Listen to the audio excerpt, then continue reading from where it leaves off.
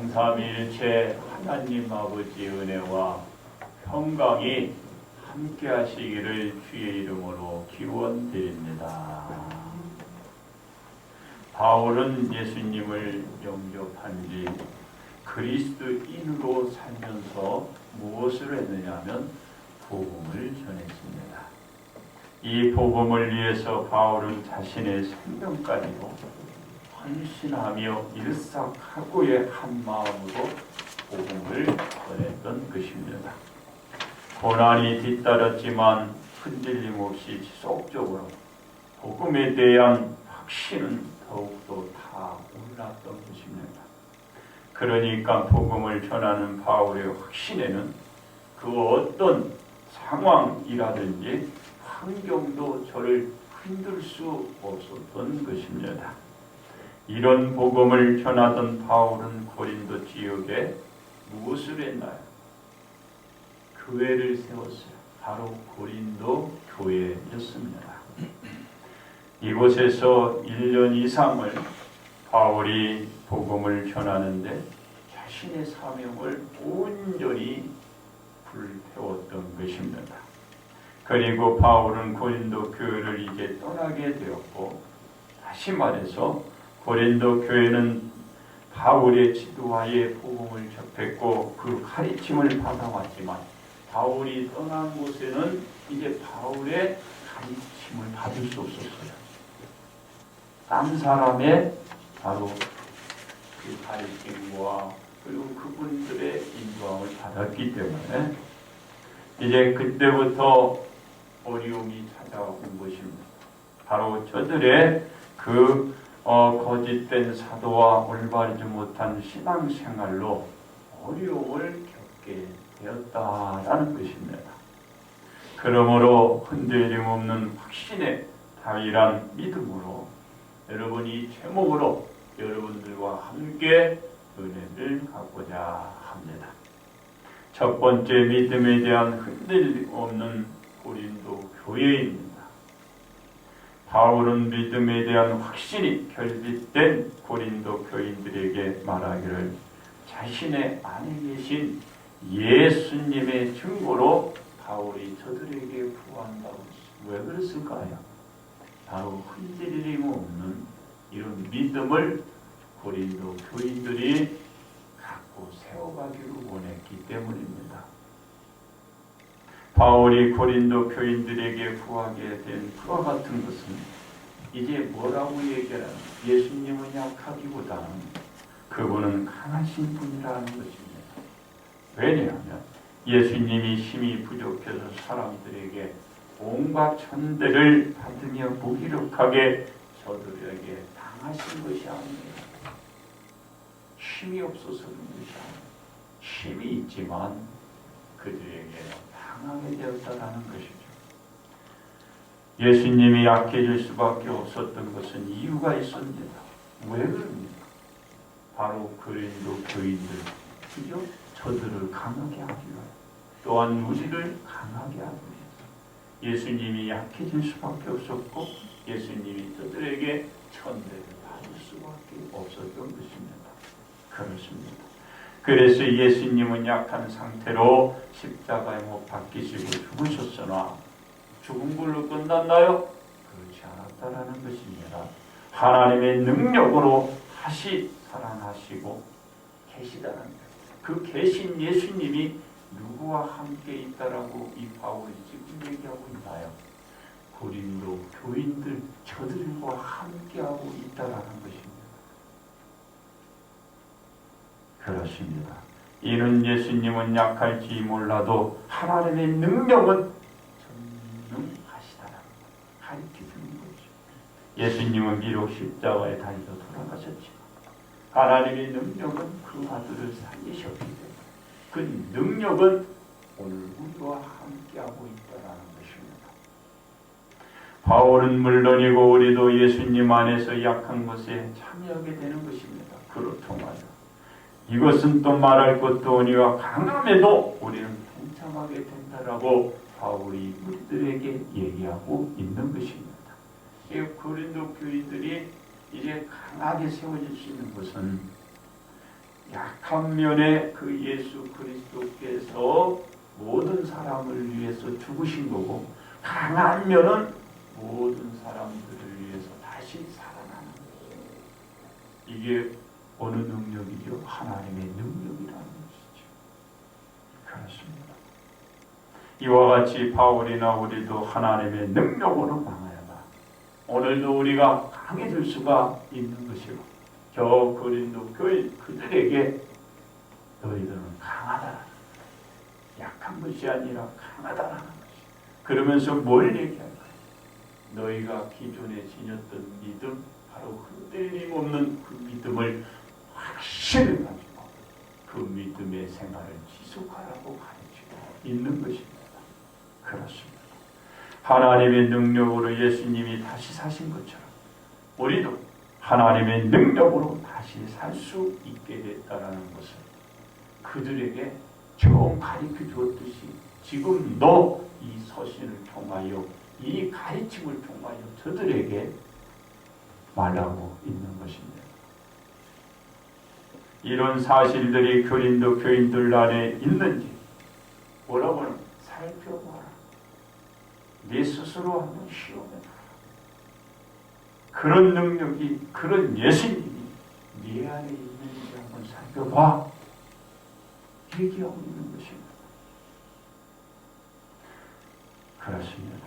그리고 나서는 확증해보고 정말 내 안에 예수님이 있는지 여러분 한번 생각해보세요. 내 안에 정말 예수님이 있는지,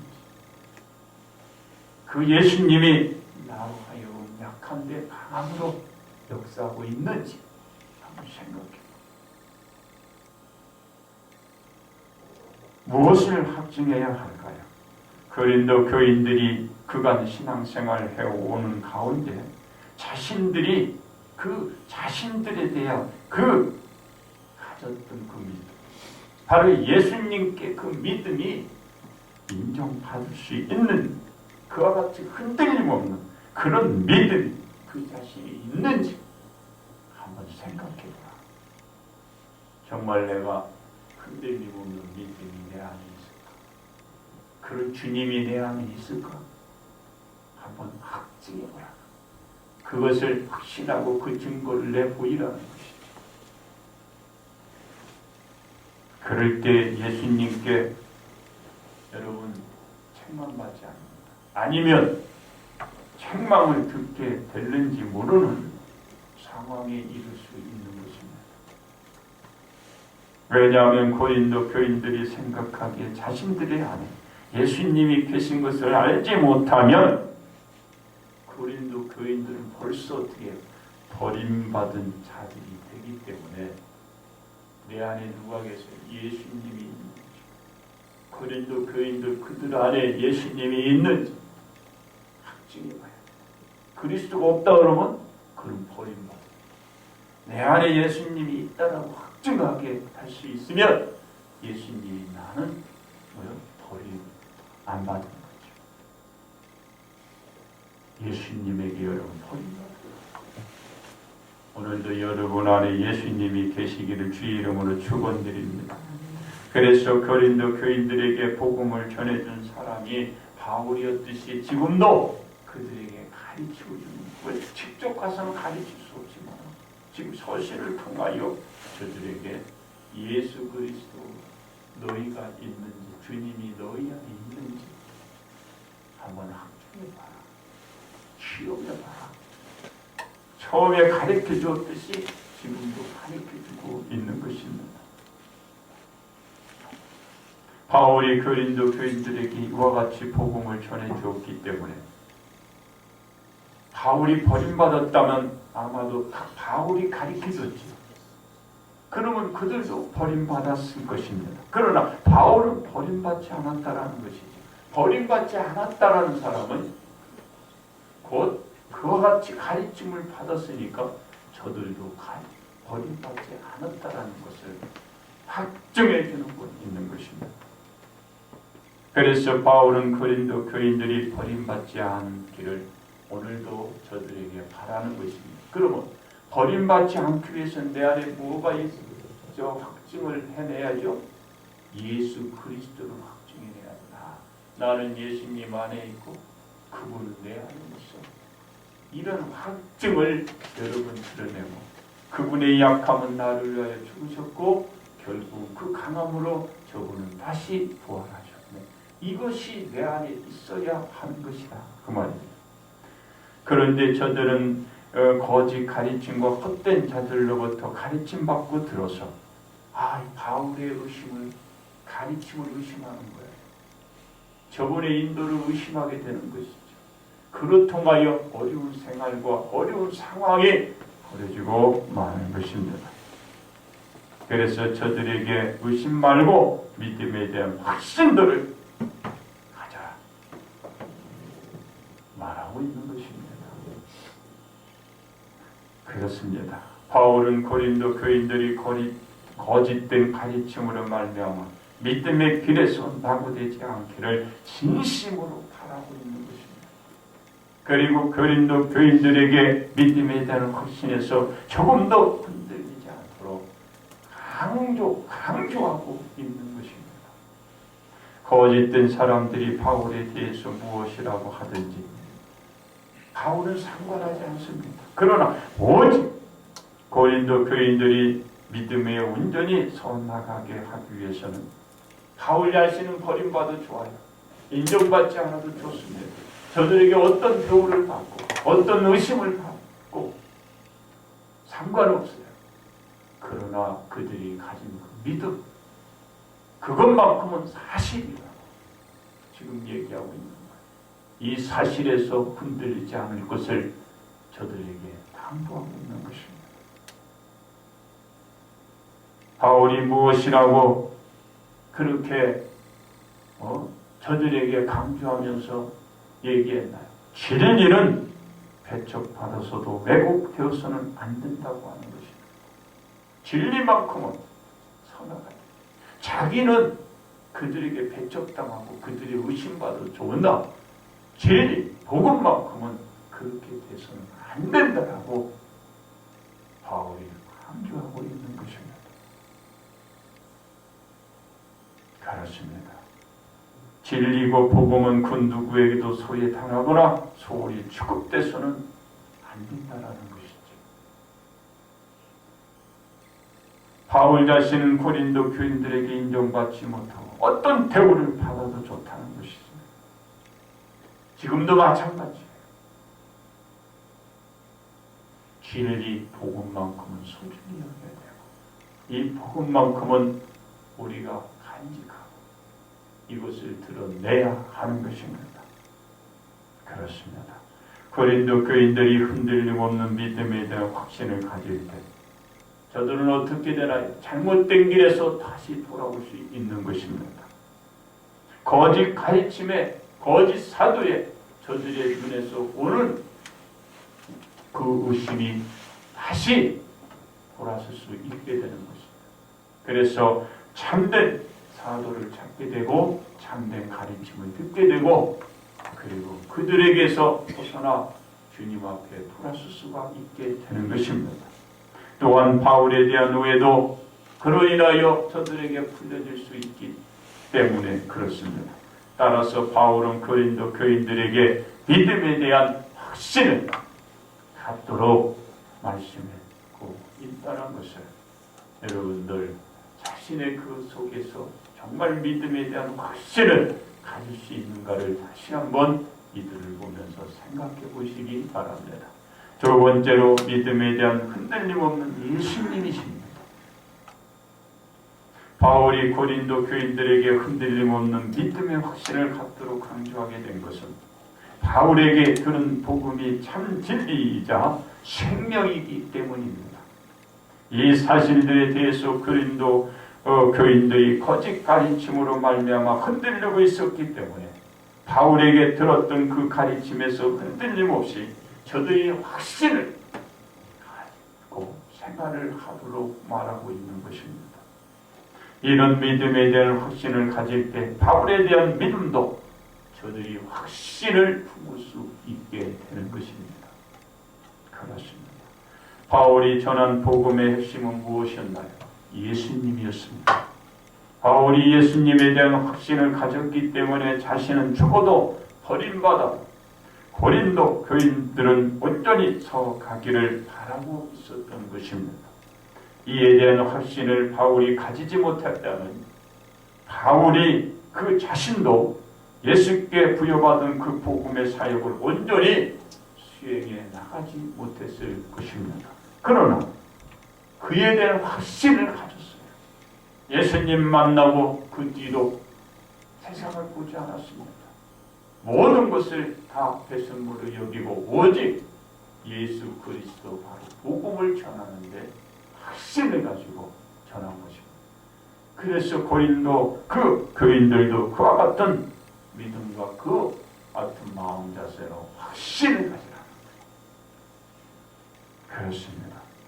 저가 그래서 사명을 감당했던 것이지 이 믿음의 확신이 없다면 바울 그 자신도 무너졌을 거고 아마 쓰러지고 말았을 것입니다. 그리고 패하고 말았을 것입니다. 그러나 믿음에 대한 확신이 그 자신을 지켰듯이 또한 이 믿음으로 저 고린도 교인들도 세워나가기를 바라고 있다는 것입니다. 바로 자신이 믿는 믿음의 신앙 위에 옳게 바르게 서 있기 때문에 믿음에 대한 확신을 가지고 맡겨주신 그 사명을 저가 감당할 수가 있었다라는 것입니다. 신앙 위에 서 나가지 못하면 자신도 서 나갈 수 없고 남도 바르게 이끌 수 없게 되는 것입니다. 그런 점에서 바울은 예수님께 대한 믿음의 확신을 할 수 있었고 그 확신에 대한 믿음을 순교로서 이 바울이 모든 세계에 보여주고 있는 것입니다. 그렇습니다. 예수님께서 사명을 온전히 수행하셨다는 것은 무엇인가요? 예수님이 믿고 사역의 일에 대해서 확신을 가지고 있었기 때문에 그렇습니다. 확신을 할 수 없다면 예수님 그 자신을 붙잡으려고 그리고 그를 온 무리들에게 끌려가는 그런 일들이 순순히 끌려갈 수 있을까요? 그렇지 않았다. 무리들에게 포박당한 일도 아마 없었을 것입니다. 그리고 고난이나 고통을 당할 필요도 없었을 것입니다. 그러나 예수님이 확신을 가지고 있기 때문에 포박당하고 끌려가고 저들의 고난과 고통을 받았다라는 것입니다. 그러나 우리 예수님이 약해서 받은 것이 아니에요. 강함이 있었지만은 결국은 온 인류의 죄를 감당할 어린 양으로 오셨기 때문에 그 무리들에게 그녀가 그 고난과 고통을 하시는 것입니다. 그리고 온갖 수모를 받으시면까지 전혀 흔들림 없이 같은 고난을 받고 우리를 위하여 그 모든 아픔과 고통과 그 난관을 이겨내고 있는 것입니다. 예수님은 이 믿음으로 십자가에 달리시고 죽음을 통하여 무덤에 장사한 바가 되었지만 예수님의 믿음에 대하여 그 흔들림 있는 모습이 여러분 어느 구절, 어느 곳에서 볼 수 있나요? 볼 수가 없습니다. 예수님의 몸에 매를 쳐도 못을 박아도 흔들림 없이 예수님께서 그 주어진 그 사역을 흔들림 없이 그 믿음에 대한 확신을 갖고 있기 때문에 잘 때리고 못을 박아도 죽음에 이르기까지 전혀 그 믿음에 대한 확신에 흔들림이 없던 것입니다. 어떤 흔들림? 나는 온 인류의 이 아들 딸들을 위하여 저들의 죄를 씻기 위하여 나는 권원당하고 이 못에 박혀야 된다. 이 믿음에 대한 흔들림이 전혀 없는 것입니다. 왜? 확신하고 있기 때문에. 이와 같이 알 수 있다라는 것은 예수님께 주어진 그 사역에 대한 믿음의 확신이었습니다. 확신을 가진 자만 드러내고 보여줄 수 있는 것입니다. 그렇습니다. 예수님 말씀하신 그 믿음대로 정말 예수님은 그 믿음의 확신대로 3일 만에 다시 살아나시어 예수님의 제자들이 모여있는 그곳에 찾아가시고 그들을 만났습니다. 믿음의 확신이 없다면 이 일이 일어날 수 없는 것입니다. 그 믿음의 확신이 있기 때문에 예수님은 제자들에게 말씀했듯이 그들을 찾아가 그들을 만나고 그런 믿음을 여러분 가져야 하는 것입니다. 믿음의 확신이 결여되었다면 이런 일이 일어나지 않았을 것입니다. 인류의 죄를 대신 짊어지고 가야 어린 양의 사명도 감당하지 못했을 것입니다. 그러나 믿음에 대한 확실한 그 확신을 가지고 있었기 때문에 이 일들이 일어날 수 있었다는 것입니다. 그렇습니다. 따라서 예수님은 흔들림 없이 믿음에 대한 그 사역을 모든 사람들에게 보여준 것입니다. 그로 인하여 많은 사람들은 죄를 씻음받고 구원받게 된 것입니다. 세 번째, 믿음에 대한 흔들림 없는 우리입니다. 고린도 교인들이 믿음 위에 바로 서 나가지 못하고 흔들렸던 것은 초기에 바울에게 가르침 받았던 믿음의 대로 그 신앙생활을 하지 못한 경우에서 나타난 것입니다. 그래서 자신들이 믿고 있던 바울이나 복음의 가르침에서 흔들리고 만 것입니다. 고린도 교인들이 흔들림 없이 믿음의 확신을 가지기 위해서는 말씀을 가르쳐 주시는 사도나 가르침을 받는 말씀에 대해서 저들은 어떻게 해야 될까요?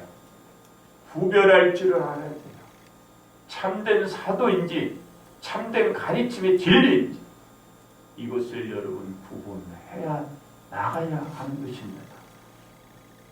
죽음 앞에서도 의연할 수 있는 것은 믿음에 대한 확신이 없이는 불가능합니다. 예수님은 자신의 죽음의 그 앞에서도 의연할 수 있었습니다. 바로 온 인류를 위한 죽음이란 그 사실을 알고 있었기에 죽음을 완전히 맞이하게 된 것입니다. 이와 같이 죽음이 이루어져야 하는 것을 알았기에 확신을 자기 자신이 품고 있는 것입니다.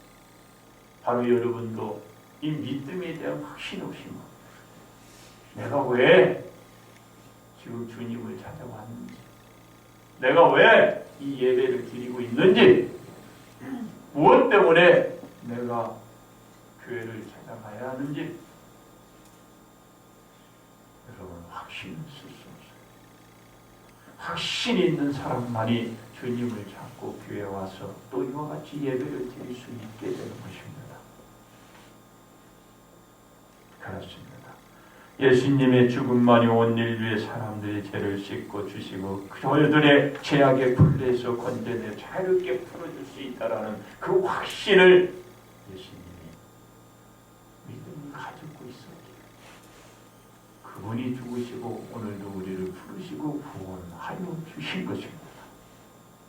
우리들의 신앙의 대상은 하나님의 말씀처럼 예수님을 영접하고 우리들의 죄를 씻고 죄사함을 받아 하나님의 자녀로서 살아가는 것입니다. 이때부터는 우리들의 신앙생활의 기본의 기준은 무엇이 되어야 될까요? 성경 말씀이 기준이 되어야 하는 것입니다. 왜냐하면 우리 하나님께서 우리들을 위해서 특별히 계시에 만들어 주신 것이 성경이기 때문입니다. 이 말씀대로 우리들은 모든 것이 이 성경의 기준의 잣대에서 이 지침 속에서 설계되어져 나가야 하고 신앙생활이 이루어져야 하는 것입니다. 이 신앙생활이 이루어지지 않을 때 우리들의 신앙의 대상이 바꿔질 수 있고 우리들이 믿는 그 믿음에 대해서 우리는 그 믿음이 변질되어 나갈 수밖에 없는 것입니다.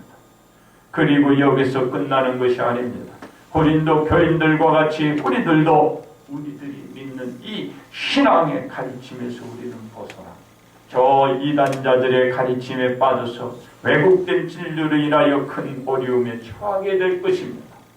그리고 말씀이 약하다, 강하다, 허튼 소리나 하게 될 것이고 능력이 있다 없다 하는 이런 말들이나 하면서 자신의 그 믿는 자신이 지금 그 가르침 속에서 자신이 받아들이는 그 복음에서 흔들려서 벗어나서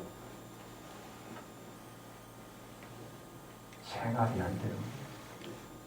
타락하게 되는 것이죠.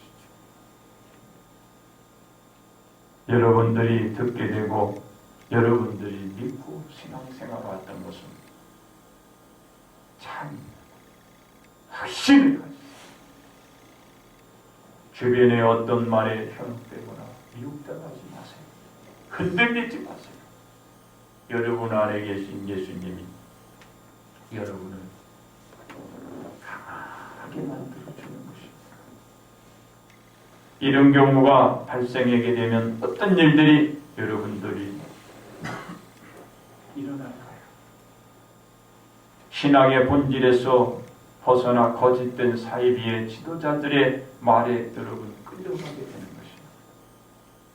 흔들리게 되는 것입니다. 그리고 기존의 신앙생활을 해왔던 모든 믿음은 여러분 마음속에서 이렇게 생각해요. 야, 이거 헛되고 헛된 거네. 전혀 쓸모없는 것이네. 이런 생각을 하죠. 믿음이 되는 확신을 여러분 가지시기 바랍니다. 왜 그렇습니까? 이런 집단들이 우리들의 생활하고 있는 주변에 얼마든지 있습니다. 생각해 보세요. 그래서 우리들이 믿는 이 복음에 확신이 가질 필요가 있는 것입니다.